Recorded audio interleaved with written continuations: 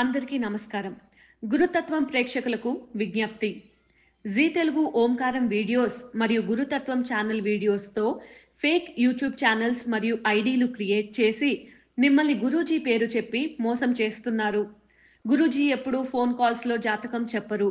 గురూజీని నేరుగా కలవాలి అనుకుంటే బెంగళూరులో ఉన్న ఆయన కార్యాలయానికి వెళ్ళగలరు. మీకు ఆ వివరాలు జీ తెలుగు ఓంకారం కార్యక్రమంలో చూపించబడుతుంది. అదేవిధంగా గురుతత్వం వీడియోస్లో బెంగళూరు ఆఫీస్ ఫోన్ నెంబర్లు ఇవ్వడం జరుగుతుంది. ఇటువంటి మోసాలు జరిగినప్పుడు గురూజీకి కానీ గురుతత్వం ఛానల్కి కానీ జీ తెలుగు కార్యక్రమానికి కానీ ఎలాంటి సంబంధం లేదు అని గుర్తించగలరు. శ్రీ విశ్వావసో నామ సంవత్సర ఉత్తరాయణ వసంత ఋతో చైత్రమాస శుక్లపక్ష దశమి సోమవారం ప్రస్తుతం పుష్య నక్షత్రం ముక్తాయం జరుగుతూ ఇక ఆశ్లేష నక్షత్ర ప్రారంభ గడియల్లో అడుగుపెట్టేస్తున్నాము. ఇక ఈరోజు విశేషమైన రోజు. ఈరోజు విశేషతలో ధర్మరాజ దశమి. ధర్మరాజ దశమి రోజు ధర్మరాజుని స్మరించడమే విశేషత. యుద్ధ కాలంలో ఆ యుద్ధ నీతి ధర్మంగా నడుచుకోవడం. ధర్మరాజుకి మరొక నామధేయం ఉంది. ఆ నామధేయమే యుధిష్ఠరుడు. ఎస్, అద్భుతమైన వాడు ధర్మరాజు. యమధర్ముడి పుత్రుడిగా పేరు పొందినవాడు. విశేషం, ఈరోజు మనమందరూ కూడా ధర్మరాజులాగా మనం నడుచుకోకపోయినా అతని అనుగ్రహం ఉంటే కాస్తైనా ధర్మంగా నడుచుకోవచ్చు. ఆ అనుగ్రహం కావాలని స్మరించండి. ఇక ఈరోజు ఆశ్లేష నక్షత్రంలో అడుగు పెట్టేస్తున్నాం కాబట్టి సోమవారం కలిసి వచ్చింది. ఆశ్లేష నక్షత్రం అంటే సర్ప నక్షత్రం. సర్ప నక్షత్ర క్షేత్రం అత్యంత ప్రభావితమైన క్షేత్రం నాగేశ్వర. ఈరోజు నాగేశ్వర జ్యోతిర్లింగ ఒక నామధేయాన్ని మనం జపించడం వలన ఆశ్లేష నక్షత్ర దేవతల ఆశీర్వాదంతో పాటు ఈశ్వరుని ఆశీర్వాదం కూడా మనకి ప్రాప్తిస్తుంది. నాగేశ్వరాయ నమః అని జపించండి. శరీరంలో ఆరోగ్యం ప్రాప్తిస్తుంది. రక్తపు వ్యాధులు ఏదైనా ఉంటే రక్తపు శుద్ధీకరణ జరుగుతుంది. అంతేకాదు ఈ నామంతో వంశాభివృద్ధి సత్సంతానము ప్రాప్తిస్తుంది. సర్పదోషాలు ఉంటే దూరం అవుతాయి. రాహుకేతుల దుష్ప్రభావం ఏదైనా జరుగుతూ ఉంటే దాని ప్రభావం కూడా తగ్గుతుంది. ఎందుకంటే ఇప్పుడు గోచార ఫలంలో శని చండాల యోగము జరుగుతుంది కాబట్టి దాని ప్రభావం అత్యంత తీక్ష్ణంగా కొన్ని రాశుల వారికి ఉంది. అందువలన అందరూ ఈ నామాన్ని జపించండి. మన జన్మ జాతకంలో ఏదైనా దోషాలు ఉంటే కాస్త తగ్గుతాయి. ఓం నాగేశ్వరాయ నమః. నాగేశ్వరాయ నమః. అందరూ ఈ నామాన్ని చక్కగా జపించండి. ఇక ఈరోజు మంచి మాట. మన జీవితంలో కావాల్సినది ఒకటైతే భగవంతుని దగ్గర వెళ్ళి కోరుకునేది ఒకటి. మన మనసులో ఒకటి ఉంటే ఇతరుల ముందు తెలియచేసేది మరొకటి. అందుకే జీవితంలో ఏదైనా జ్ఞానంతో కోరుకుంటే ఖచ్చితంగా అది మనకి ప్రాప్తిస్తుంది. అజ్ఞానంతో ఏది కోరుకున్నా అది అంధకారానికి దారితీస్తుంది. జ్ఞానము అజ్ఞానం, విద్య అహంకారం ఇవన్నీ కూడా ప్రకృతిలో అందరిలో మనం చూస్తూ ఉంటాం.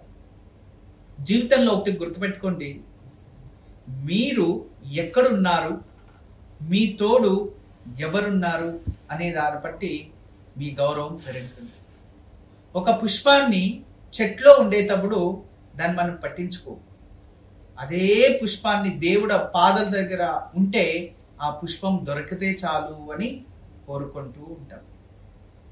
ఇంట్లో ఎంత ఆహారం పెట్టినా అది రుచిగా ఉండదు. దేవుడికి నైవేద్యం చేసి తీసుకురావడంగానే 100 మంది చేతులు ముందుకు పెడతారు, నాకు ప్రసాదం లభించాలి. ఆలోచించండి. అంటే స్థానాన్ని బట్టి విలువలు మారుతూ ఉంటాయని తెలుసుకోవాలి. ఎప్పుడు కూడా మన వెనుక మన ముందు ఎవరున్నారో దానిని బట్టి ఒక మనిషి విలువలు పెరుగుతాయి.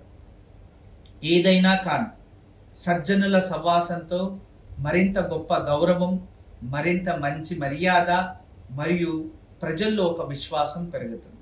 అదే దుర్జనుల సహవాసం ఉంటే అవమానాలు, అపవాదాలు, అవిశ్వాసాలు అవన్నీ కూడా నమ్మకం కోల్పోవడం అవన్నీ జరుగుతూ ఉంటాయి. అందుకే జీవితంలో ఎన్నిక అనేది అత్యంత శ్రేష్టమైన ఎన్నిక. ఆ ఎన్నికలో ఎవరిని ఎన్నుకుంటారు, ఏ స్థానాన్ని ఎన్నుకుంటారు అనేది అతి ముఖ్యమైనది. సజ్జనులని ఎన్నుకున్నారు అనుకోండి, దానివల్ల మీకు సద్గతి ప్రాప్తిస్తుంది. భవిష్యత్తులో విద్యా జ్ఞానంతో అపరిమితమైన సాధనని సాధించగలరు. అదే మీ ఎన్నుక అనేది నెగిటివ్, అంటే చెడు మార్గాన్ని కానీ చెడు జనాల్ని కానీ ఎన్నుకున్నారు అనుకోండి, దుర్జనులు, అప్పుడు మీ పరిస్థితి వెనుకబడ్డమే కానీ ముందరికి వెళ్ళడం అనేది ఉండదు. అదే విధానంగా ఇతరుల నుంచి అవమానాల అపవాదాలు అనుభవిస్తారే కానీ దాని నుంచి సద్గతి అయితే మీరు పొందలేరు. అందుకే మీరు ఎక్కడుండాలి, ఏ చోట్లో ఉండాలి, ఎవరి హృదయంలో అలంకరించుకోవాలి, ఏ స్థానాన్ని మీరు చేరుకోవాలనేది నిర్ణయాలు మీ చేతుల్లోనే ఉంటాయి. ఒక చెట్లో 2 పూలు వస్తాయి. ఒక పుష్పం దేవుడి పాదాల దగ్గర చేరుకుంటుంది, మరొక పుష్పం శ్మశానానికి చేరుకుంటుంది, శవం పైన. కానీ ఆ శవం పైన ఉన్న అత్యంత సుందరమైన పుష్పాన్ని అక్కడే వదిలేసి మట్టిలో మూసేసి వచ్చేస్తారు. దేవుడికి అలంకరించిన పుష్పాన్ని నాకెప్పుడు దొరుకుతుందా అని ఎదురు చూస్తూ ఉంటారు. మన జీవితం కూడా అలా ఉండాలి.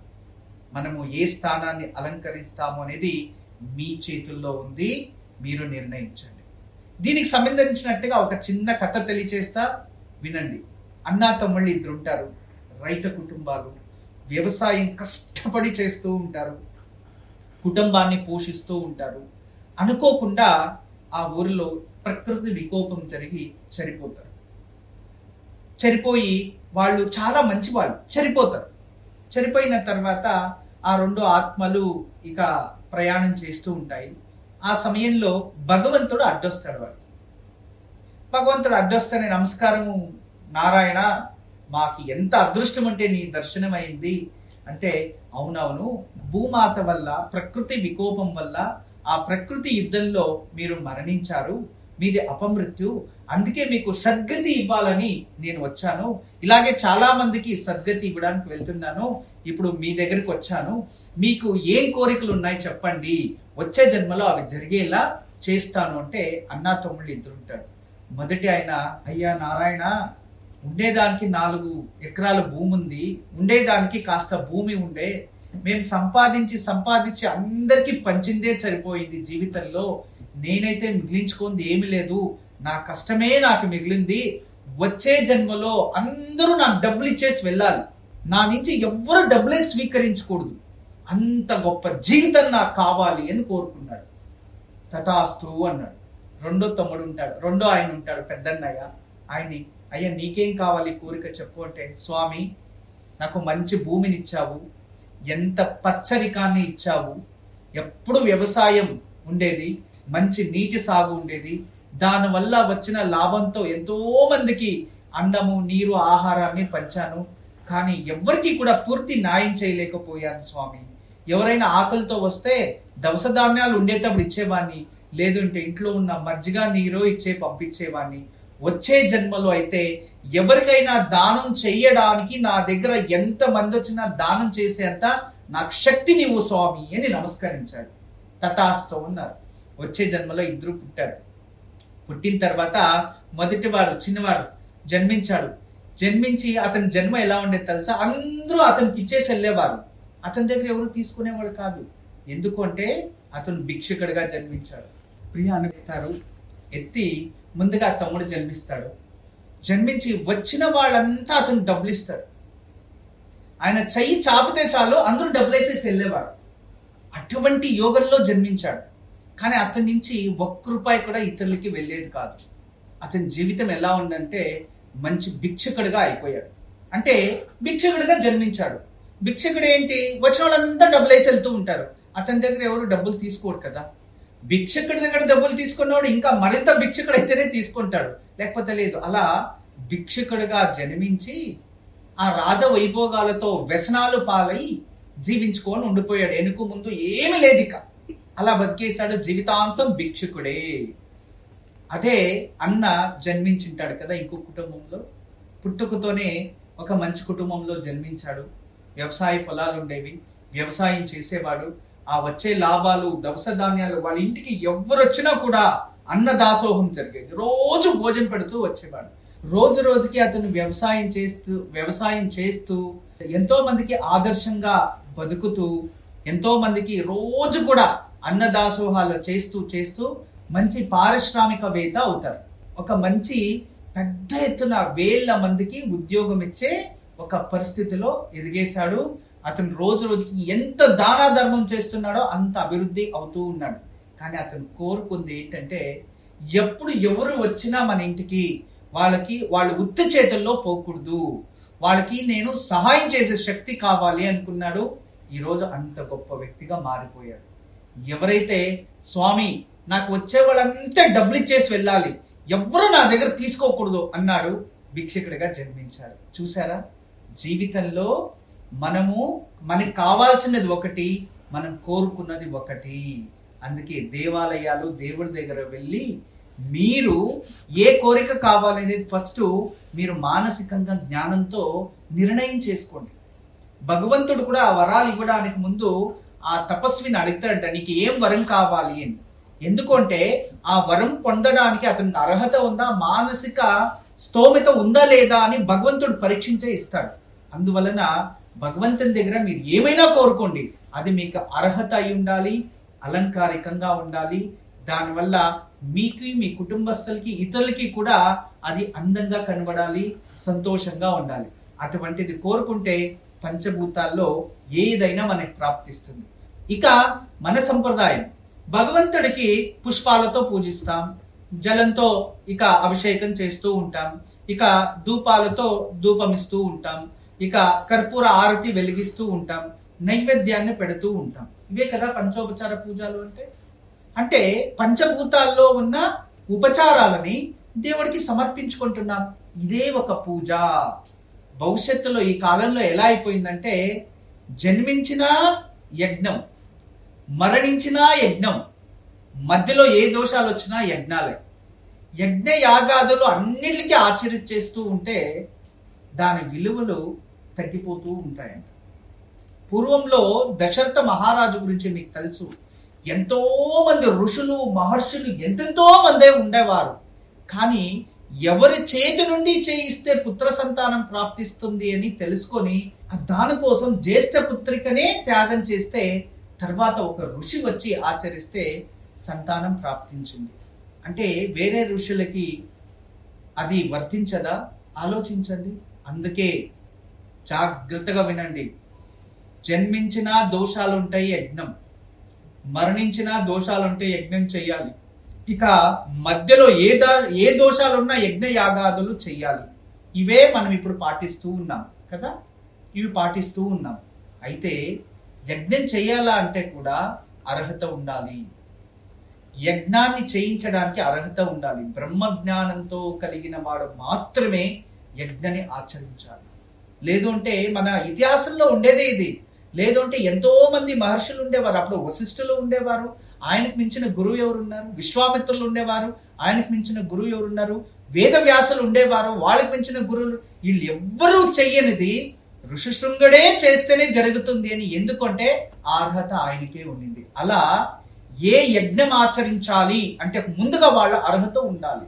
ఎందుకంటే చండీ పారాయణ చేసేవారు చండీ హోమానికి అర్హులు, సుదర్శన పారాయణ చేసేవారు సుదర్శన్, ప్రతిరోజు రుద్ర పారాయణం చేసేవారు రుద్ర హోమానికి ఇక అర్హులు. అలా ఎవరైనా ఏదైనా మన ఇంట్లో వచ్చి ఒకటి కార్యం ఆచరించాలి అంటే వాళ్ళు ముందుగా ఆ ఒక విద్యలో పరిణితి చెంది దాని ఆరాధకులు అయి ఉండాలి. అప్పుడే అది వెంటనే మనకి వికాసిస్తుంది, ప్రతిఫలిస్తుంది. ఇది శాస్త్రాల్లో మరియు వేదాల్లో ఉన్నది. అంటే అర్హత ఉన్న వాడికి దానం ఇవ్వాలి, సపాత్ర దానం. అదే విధానంగానే అర్హత పొందిన వారు మన ఇంట్లో వచ్చి యజ్ఞయాగాదులు చేస్తేనే ఆ ప్రతిఫలం ఉంటుంది, గాని ఏది పడితే అది చేస్తే జరగదు. అదే విధానంగానే గురువు కావచ్చు, శిష్యుడు కావచ్చు, భక్తుడు కావచ్చు, భగవంతుడు కావచ్చు, ఎవరైనా సరే సన్మార్గంలో ఉంటూ నిస్వార్థ సేవ అనేది ఏదైతే ఉంటుందో అప్పుడే దైవత్వాన్ని పొందగలరు. లేదు అంటే దైవత్వాన్ని ఏ కారణానికి పొందలేరు, గుర్తుంచుకోండి. ఈరోజు దివ్యమైన వాస్తు. ఈరోజు వాస్తులో చాలా మంది కన్ఫ్యూజన్ లో ఉన్నారు. ఒకరు ఒకటి చెప్పి జనాల్ని అంత వ్యత్యాసం వైపు తీసుకెళ్ళిపోతూ ఉన్నారు. నిజమే, కానీ ప్రకృతికి 4 దిశలు. తూర్పు వెలుగు ఉత్పత్తి అవుతుంది, పరమట చీకటి ఉత్పత్తి అవుతుంది. ఉత్తరం గుర్తుపెట్టుకోండి, ఉత్తరం గాలి ఉత్పత్తి అవుతుంది, దక్షిణం అయస్కాంత శక్తి ఉత్పత్తి అవుతుంది. అంటే బాగా గమనించాలి, ఎప్పుడు కూడా సూర్యుడు తూర్పే ఉదయిస్తాడు, పరమటిలో అస్తమిస్తాడు. అదే విధానంగా గాలి ఉత్తర దిశ ఉత్పత్తి అవుతుంది, దక్షిణానికి స్పేస్ లోకి కలిసిపోతుంది. ఇది ప్రకృతి నియమం. దీన్ని ఆధారంగా తీసుకుంటూ ఏ గ్రహాలు మరియు ఏ ఒక అష్టదిక్పాలకలు భూమికి ఎలా అలంకరించారో ఇంటికి కూడా అలాగే అలంకరించాలి. అలాగే ఇంటికి క్షేత్రపాలకులు కూడా ఉండాలి. తూర్పుకి ఇంద్రుడు, ఆగ్నేయంలో అగ్ని, దక్షిణానికి యమ, అదే విధానంగా నైరుతికి నిరుతి, పరమటికి వరుణుడు, ఇక వాయుమూల దిశకు వాయుపురుషుడు, ఉత్తర దిశకు కుబేరుడు, ఇక ఈశాన్య దిశకు ఈశాన్య దిశకు ఈశాన్యుడు. ఇలా అష్టదిక్పాలకులతో కూడిన ఇల్లు అష్టదిశలని సూచిస్తూ ఉంది.